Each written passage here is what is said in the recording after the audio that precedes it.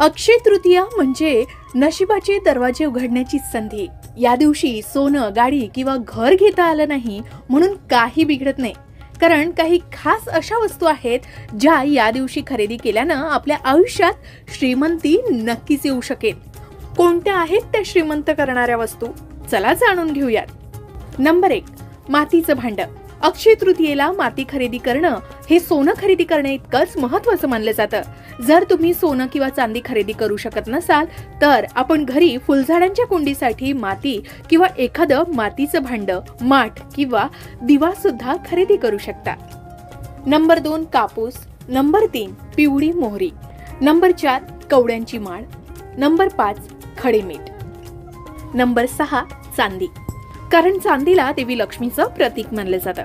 अक्षय तृतीया ही केवळ खरेदीचीच नाही तर भविष्य घडवण्याची संधी मानली जाते। मोठ्या खरेदी शक्य नसेल